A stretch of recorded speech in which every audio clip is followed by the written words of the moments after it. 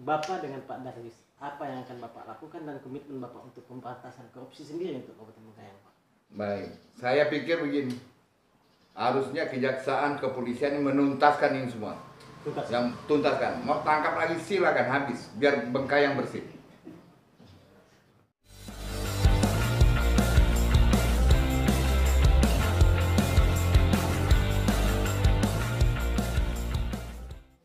Assalamualaikum warahmatullahi wabarakatuh, kawan-kawan di Kabupaten Bengkayang, Kalimantan Barat dan Indonesia. Alhamdulillah hari ini ketemu lagi dengan Bang Uje, dan hari ini juga Bang Uje berkesempatan untuk bertemu salah satu tokoh kita yang mencalonkan diri sebagai wakil Bupati Bengkayang. Kalau bukan siapa dia, yakni Pak Samsul Rizal. Beliau mendampingi Pak Sebastianus Darwis dan pada saat pencabutan nomor undi kemarin mendapatkan angka ataupun nomor 1, dan itu merupakan nomor terbaik untuk pasangan beliau. Assalamualaikum Pak. Waalaikumsalam warahmatullahi wabarakatuh. Sehat selalu Pak. Alhamdulillah, alhamdulillah. Ya. Oke Pak, kawan-kawan di Kabupaten Bengkayang dan Kalimantan Barat dan Indonesia, hari ini Bang Uji akan ngobrol singkat terkait beliau, profil singkat beliau dari lahir, pendidikan, organisasi, hingga sebagai pelaku usaha, dan beliau adalah salah satu pelaku usaha, dan niat beliau untuk menjadi calon wakil Bupati Bengkayang. Hari ini kita gali, dan jangan kemana-mana, jangan tinggalkan kami, tetap tonton video ini sampai selesai. Pak, Baik. boleh ceritakan singkat Pak terkait dengan kehidupan Bapak sendiri Pak? Baik. Assalamualaikum warahmatullahi wabarakatuh. Waalaikumsalam. Alhamdulillah wa syukurillah, pagi hari yang cerah ini saya bersama rekan-rekan yang saya banggakan. Kata orang tak kenal maka tak sayang, saya kenalkan, nama saya Samsul Rizal. Saya lahir di kota Singkawang. Saya sekolah 6 tahun SD di Singkawang, 3 tahun SMP di Singkawang, dan 3 tahun SMA di Singkawang. Setelah tamat, saya mengikuti pendidikan di IKIP Negeri Yogyakarta dan di ATNAS, jurusan pertambangan. Alhamdulillah, saya dapat menyelesaikan pendidikan saya di IKIP Negeri, mendapatkan gelar Dr. Andes dan sarjana muda. Saya karena masih lokal pada waktu itu, dan saya harus keburu-buru pulang untuk mendampingi orang tua, karena orang tua saya yang laki sudah tiada. Tahun berapa itu? Tahun saya selesai 1983. Jadi saya langsung bekerja di Pontianak, menjadi PNS di Kanwil Dikbud, dan disinilah saya, karena pada waktu tahun 1983-84 itu sangat kurang guru, sangat kurang dosen. Di Dikbud saja, di Kanwil Dikbud itu menguruskan SMP SMA, sarjananya baru ada 6 orang pada waktu itu. Itu pegawai negeri sipil. Pegawai negeri sipil. Saya golongan 3D tahun 2002 saya berhenti menjadi PNS. Karena pada saat yang bersamaan saya ada usaha sebagai kontraktor. Dan pada waktu 2021 saja saya sudah menjadi pengurus Gapensi Kota Madia Pontianak, dan 2004 saya menjadi pengurus Gapensi Provinsi Kalimantan Barat. Jadi kalau pengalaman organisasi ini terlalu banyak yang mau saya ceritakan, tetapi saya ambil yang sampel-sampel saja. Tahun 2000 saya menjadi, sampai 2007 saya menjadi Ketua Pemuda Melayu Kalimantan Barat. Pemuda Melayu Pak. Pemuda Melayu Kalimantan Barat. Pada waktu itu setelah terjadi kerusuhan Sambas, kerusuhan etnis, sehingga kami ini diminta bagaimana NKRI ini tetap terjaga. Yang kedua, saya menjadi di dunia politik, saya menjadi pengurus AMPI Kalimantan Barat. Pada waktu kuliah saya menjadi pengurus HMI cabang Jogja. Habis itu saya menjadi pengurus DPD Partai Golkar Kalbar, sampai saya menjadi wakil ketua pemenang pemilu DPD Partai Golkar Kalimantan Barat. Dan pernah menjadi Ketua Golkar Kabupaten Bengkayang. Jadi itu pengalaman saya. Dan di organisasi profesi tadi sudah saya katakan, saya pernah menjadi setahun menjadi ketua Gapensi Kalimantan Barat, karena ketua yang lama menjadi Bupati Kabupaten Mempawah, Pak Norsan, dan selanjutnya Pak Norsan menjadi gubernur. Pada waktu transisi itu saya menjadi ketua Gapensi Kalimantan Barat. Selanjutnya saya juga menjadi wakil ketua Kadin Kalimantan Barat sampai saat ini. Dari membidangi konstruksi, sekarang karena profesi saya agak beralih, saya ke pertanian dan perkebunan, maka saya diangkat menjadi wakil ketua bidang pertanian, perkebunan, dan agrobisnis Di Kadin. di Kadin Kalimantan Barat. Perlu diketahui bahwa saya ini termasuk orang yang selalu ingin mencoba dan belajar. Kalau perkebunan ini bukan bidang saya, tapi saya harus tahu orang bisa, mengapa saya tidak bisa. Itu prinsip bagi hidup saya. Jadi untuk ini itu yang selalu saya ajarkan kepada anak-anak saya. Tetapi anak-anak saya tidak ada yang tertarik menjadi kontraktor, tapi yang bungsu ikut sebagai konsultan. Anak saya ada 3. Itu yang tua itu pegawai negeri, dokter, dan sekarang mengikuti spesialis di UGM Yogyakarta. Nomor 2 sarjana hukum yang sekarang meneruskan usaha keluarga, kebun, dan sebagainya. Yang ketiga anak saya Aryasa Bijak Utama STMN, itu dosen Politeknik Negeri Pontianak. Istri, Pak? Istri saya pensiunan pegawai negeri, khususnya guru. Istri saya Dr. Randa Hajah Yuliati, guru SMA Negeri 7, sekarang sudah pensiun. Aslinya dari Magelang, Jawa Tengah, artinya perpaduan kami ini perpaduan etnis. Melayu Jawa. Melayu Jawa. Kalau pasangan ini artinya Dayak Melayu Jawa. NKRI, Pak? NKRI. Selanjutnya, mengapa saya mau menjadi wakil bupati? Mengapa saya mau menjadi wakil bupati? Ini karena yang pertama saya melihat bagaimana situasi kondisi politik pembangunan yang ada di Bengkayang ini jauh ketinggalan dengan daerah-daerah lain. Padahal pemerintah pusat juga memberikan dana yang sama, tetapi pemanfaatannya yang agak melenceng, agak salah karena kepentingan kelompok yang ada sekarang. Jadi saya diajak Pak Sebastianus Darwis dan diajak untuk mendampingi beliau. Ada pertanyaan, mengapa Pak Rijal mau? Sebenarnya saya melihat ini begini, Pak Darwis saja meninggalkan anggota DPRD itu cukup berat. Tantangannya cukup berat karena kalau orang berdasarkan orang politik, harapannya itu adalah mendapat jabatan DPR, DPRD provinsi, DPR RI, menjadi menteri dan sebagainya. Ya. Tetapi beliau meninggalkan itu semua karena melihat daerah aslinya seperti itu, kekecewaannya seperti itu. Beliau itu adalah anak Pak Yakobus Luna, Bupati pertama Kabupaten Bengkayang, Bupati pertama kedua, beliau 2 periode, yang meletakkan dasar-dasar pembangunan, yang mengelola merasakan dasar-dasar pemerintahan, dan menjadi bapak pembangunan pada waktu itu bagi Kabupaten Bengkayang. Apa yang sudah dibuat oleh bapaknya ini hancur lebur, sehingga kalau orang Melayu bilang terah ini, beliau ini adalah keturunan, sama dengan kelapa, kalau jatuh tidak akan jauh dari pohonnya. Demikian juga dengan Pak Darwis. Sehingga saya mau berpasangan dengan beliau. Saya yakin Pak Darwis tidak akan memberi malu keluarga besar Yakobus Luna. Itu saya yakin.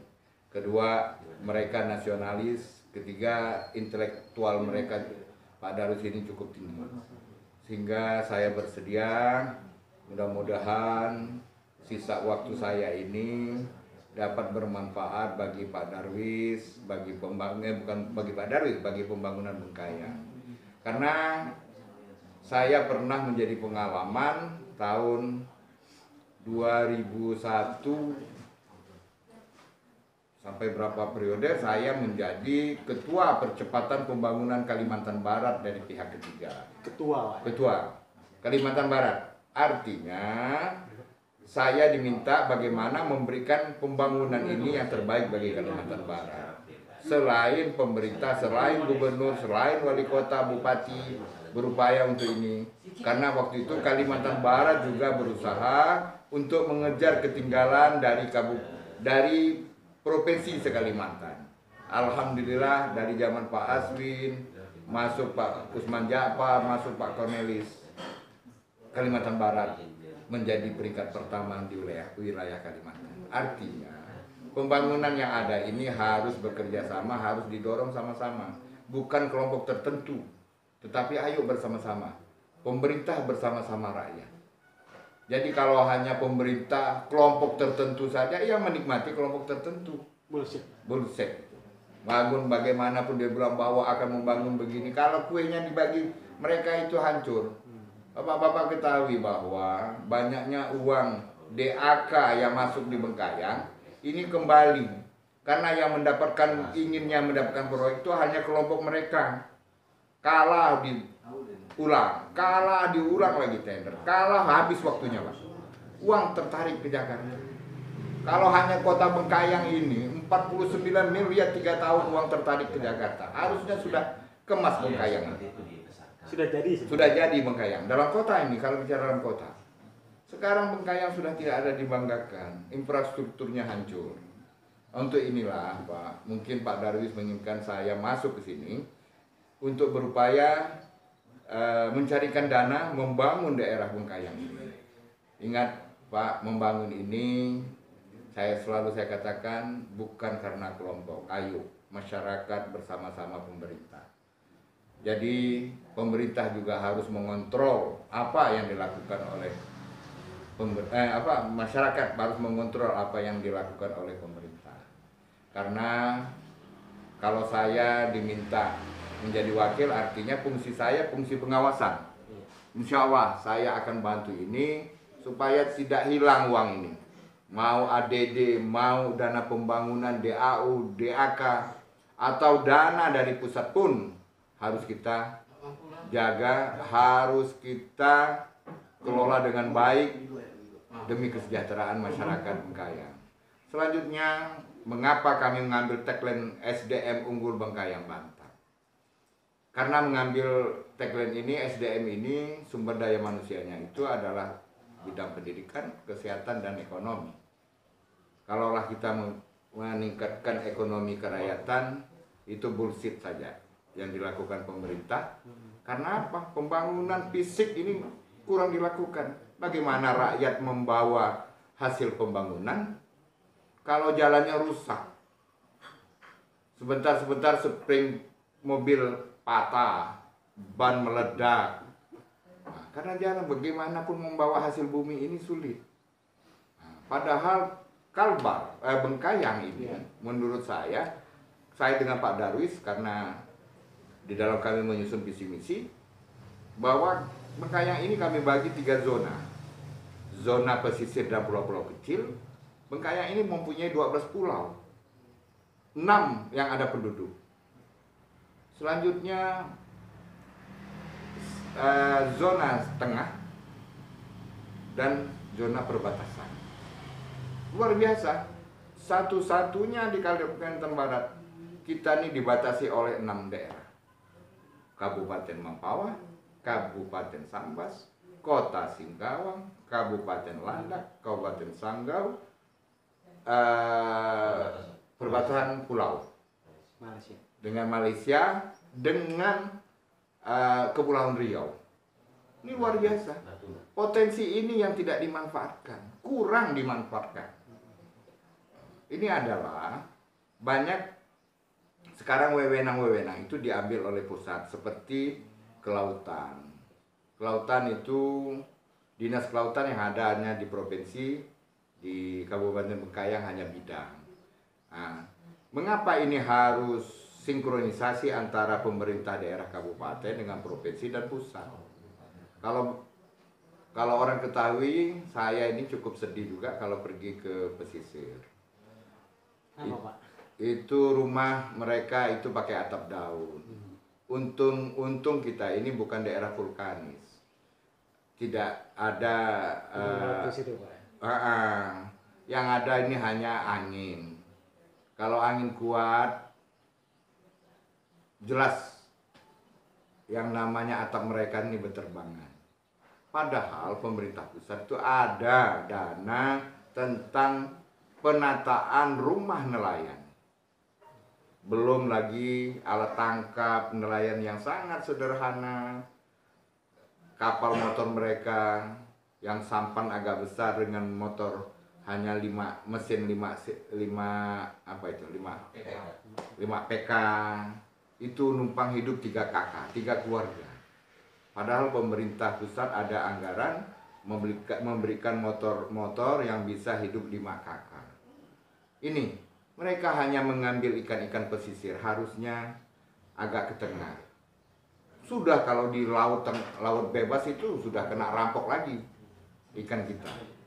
Nah, untuk inilah saya berupaya untuk mendampingi Pak Darwis, karena saya yakin selama 5 tahun kami dapat memberikan perubahan kepada masyarakat. Ingat, saya tanggal 9, mudah-mudahan masyarakat menjadi pemilih cerdas. Bukan karena uang 100.000 kita rugi lagi 5 tahun ke depan. Ayo kita memilih yang baik, siapa yang pantas layak memimpin Bengkayang ini. Pantas dan layak. Kalau saya dengan Darwis, kami katakan kami pantas dan layak. Karena kami berobsesi untuk membangun Bengkayang ini bersama-sama rakyat. Jadi tidak ada pikiran kami akan berbagi kue pembangunan dengan kelompok kami saja. Tidak. Ayo siapapun potensi yang bisa membangun ini, ayo kita sama-sama membangun daerah ini. Yang kedua, saya berharap juga dengan pemuda, mari kita bangun, jangan malu bekerja di desa. Karena sistem pembangunan yang akan kami ciptakan itulah kami membangun dari desa. Kata orang makan bubur tuh, bubur panas, ambil dari tepi dulu, baru menuju tengah. Itu yang akan kami lakukan bersama-sama Pak Darwis. Dan insya Allah pilihan mereka kepada kami tidak dapat membayar dengan uang, kami akan bayar dengan hasil pembangunan. Itu yang menjadi prinsip bagi kami. Jadi tolong bantu kami. Yang belum lagi kalau kita melihat masalah listrik, sudah 76 tahun Indonesia merdeka. Masih ada 27 desa dari 122 kelurahan yang belum teraliri listrik. 3 kecamatan yang belum teraliri listrik. Bagaimana memberikan pelayanan yang baik? Jadi kami dibantu oleh Pak Maman Abdurrahman dari Partai Golkar dan Ibu Catherine Undun dari Partai Gerindra. Mereka di Komisi 7 yang akan dalam 2 tahun ini kami bersama-sama mereka akan menyelesaikan masalah listrik di Bengkayang, dan 2022 akhir insya Allah Bengkayang menjadi terang. 2 tahun Pak ya? 2 tahun insya Allah. Sedangkan yang lain dengan kekuatan partai pendukung kami, dengan hubungan baik yang telah kami bangun, insya Allah kami akan mudah-mudahan porsi kue yang dari Jakarta banyak diberikan kepada Bengkayang. Kami tidak malu mengatakan Bengkayang ketinggalan, tidak malu.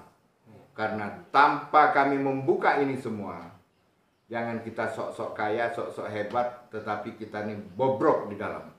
Ini kita tidak mau. Kita ingin 5 tahun masyarakat Bengkayang sudah dapat menikmati hasil pembangunan. Mereka dapat memanfaatkan potensi sumber daya alam, khususnya lahan yang tersedia lebar untuk membangun daerah kita. Dan mereka tidak malu tinggal di Bengkayang, dan mereka menganggap Bengkayang adalah daerah yang sederajat dengan kabupaten lain. Itu mungkin yang menurut saya obsesi saya. Bengkayang 17 kecamatan Pak.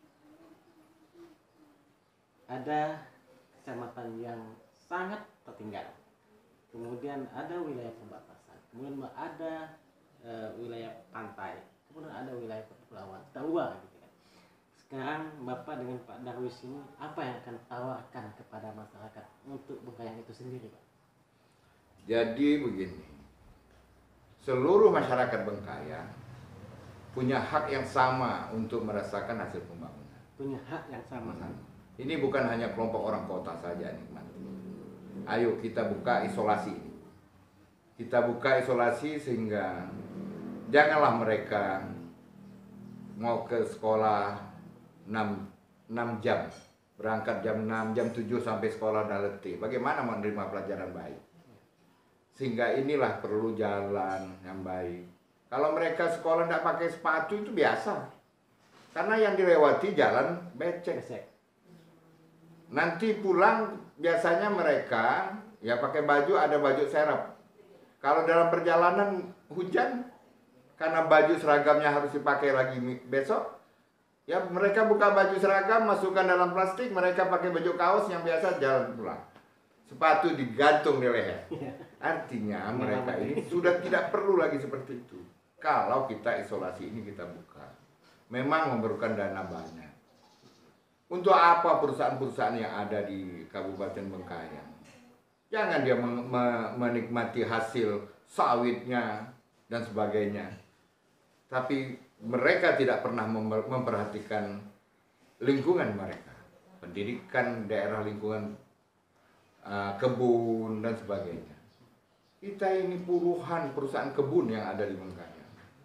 Tapi rasanya masyarakat baru sedikit merasakan menikmati hasil mereka usaha di Kalimantan Barat.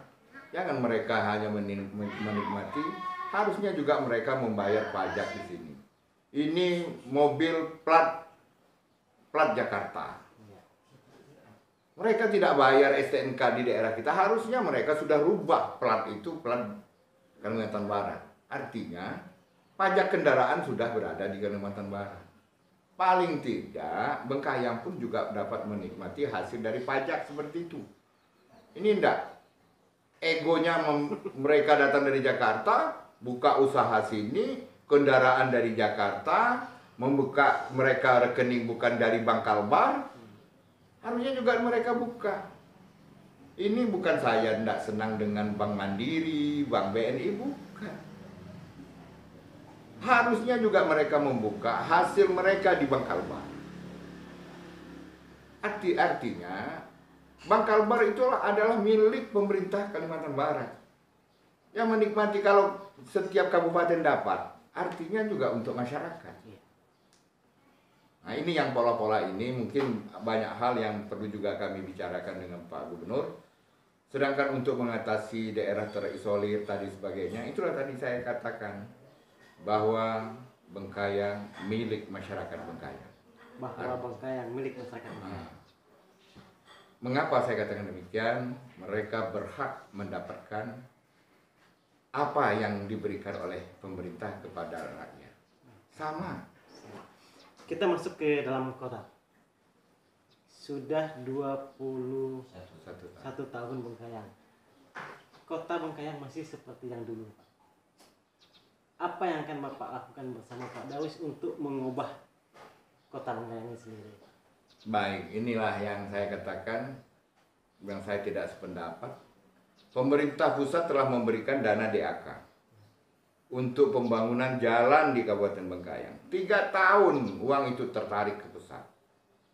Kalau kurang lebih sekitar 49 miliar. Saya pikir 49 miliar ini hampir tuntas dalam kota Bengkayang. Jalan tertata rapi. Ini kecil besar jalan 3 meter, 4 meter, 5 meter kecil lagi. Saluran tidak terawat. Kalau hujan yang masuk Bengkayang itu seperti tempat ya susah lah kita. Susah. Jadi kalau kita lihat setiap tender karena bukan kelompok mereka, maka tender ini diulang, dibatalkan, tender lagi, ulang lagi, batalkan lagi. Orang yang lain yang mau bekerja sungguh-sungguh, udahlah malas dengan Bengkayang, tidak nawar. Masuklah grup mereka. Begitu masuk habis masa waktu untuk pembayaran, sehingga uang itu tertarik lagi ke pusat. Itulah yang saya katakan bahwa 49 miliar uang untuk dalam kota Bengkayang ini pulang ke Jakarta. Jangan dimarahin pemerintah pusat. Nah, pemerintah pusat sudah bantu. Yang nggak beres kita ini yang melaksanakan. Jadi tidak ada. Nanti kalau orang yang berpikir aku bekerja ini aku dapat apa, insya Allah akan kita buang. Akan terbuang sendiri. Nah, karena mereka akan malu dengan dirinya mereka. Jadi kita akan mencari seluruh pejabat berdasarkan kemampuannya. Jangan tambatan sospol menjadi kepala PU. Ini yang udah tidak benar-benar. Kasihkan porsinya kepada mereka yang ahlinya. Kalau dalam Islam orang katakan bahwa sesuatu kalau dikerjakan bukan ahlinya, alamat kehancuran. Inilah dia. Ternyata bukti sudah ada di Kabupaten Bengkayang. Sebenarnya potensi masyarakat Bengkayang sebenarnya luar biasa. Yang pintar, yang orang yang mau bekerja dipinggirkan. Ayo nanti kita kembalikan semua, ayolah sama-sama. Tanpa rakyat, pemerintah tidak akan bisa berbuat. Tanpa rakyat, pemerintah tidak akan bisa berbuat. Iya. Oke. Pak, satu lagi Pak. Ini terakhir Pak. Bengkayang menjadi sorotan. Di mana-mana Bengkayang korupsi katanya. Lalu bupati ditangkap, kemudian Banki Khusus, semuanya masalah. Bapak kepala dinas tersangka, Bapak desa juga terlibat dalam korupsi. Sekarang Bapak dengan Pak Darwis, apa yang akan Bapak lakukan dan komitmen Bapak untuk pemberantasan korupsi sendiri untuk Kabupaten Bengkayang, Pak? Baik, saya pikir begini, harusnya kejaksaan, kepolisian menuntaskan ini semua. Tuntaskan. Mau tangkap lagi silakan, habis, biar Bengkayang bersih. Dan kita jangan malu kalau kita kekurangan tenaga, kekurangan orang yang potensi, kita pinjam dari Untan, dari provinsi. Mengapa? Mengapa harus malu kalau memang Bengkayang nggak ada? Kalau ada, mengapa kita harus pinjam orang lain? Kalau kurang-kurang sedikit SDM-nya, ya kita berikan pendidikan, pelatihan mereka. Ini, kalau saya dengan Pak Dadi mungkin sama, ya cepatlah mungkin pihak kepolisian, kejaksaan ini menyelesaikan ini. Mau ditangkap tambah 10-15 lagi, biarkan. Mudah-mudahan ke depan kita sudah bersih, sudah baik. Ini yang kita harapkan. Jadi masuk pemerintah saya, Darwis, Bengkayang bersih, Bengkayang menjadi kota smart, menjadi kota yang menjadi idaman dan kebanggaan masyarakat Bengkayang. Ini saya pergi Singkawang, kawan saya bilang, ngapa jangan mau-maunya kau jadi wakil bupati Bengkayang? Kota dia hancur lebur, amburadul pemerintahnya. Saya bilang, kalau tidak kita turun, kita biarkan semua korupsi yang maju. Mau jadi apa Bengkayang ini? Saya hidup mencari makan di Bengkayang. Saya tidak mau kota ini hancur. Nah itu. Mungkin sekali lagi saya yakinlah masyarakat sekarang sudah dewasa. Masyarakat sudah berpikir jernih. Masyarakat sudah cemerlang untuk menanggapi ini. Mungkin itu saja. Kata penutup Pak, untuk calon-calon pemilih kita supaya tetap memilih Bapak. Yang pertama-tama, saya bangga berpasangan dengan Sebastianus Darwis. Yang selama ini orang Dayak belum pernah memberikan kesempatan kepada orang Muslim, orang Islam menjadi pemimpin. Pada periode inilah Pak Darwis memberikan kesempatan ini. Saya berharap masyarakat Melayu, masyarakat Islam, ayo kita bersatu. Jangan terpecah seperti lidi. Kita gabung, kalau menjadi penyapu, orang akan payah mematahkan kita. Ayo kita bersatu. Yang kedua, saya minta kepada seluruh masyarakat jangan berpikir idealisme, jangan berpikir karena satu etnis. Ayolah, berikan kesempatan kepada seluruh masyarakat. Dia mau agama apa, mau etnis apa, membangun Bengkayang ini. Ini sebenarnya sudah dicoba ditunjukkan Pak Darwis sekarang ini. Dan saya bangga berpasangan dengan saudara Darwis, Sebastianus Darwis. Karena itu dia berpikir yang jernih, dia berpikir yang nasionalis. Sudah tinggalkanlah buku-buku lama itu. Korupsi biar cepat selesai semua. Biar aparat, saya minta juga kepada aparat jangan membiarkan korupsi ini digantung-gantung, selesaikan. Selesai tuntas, kita buat pemerintah yang bersih.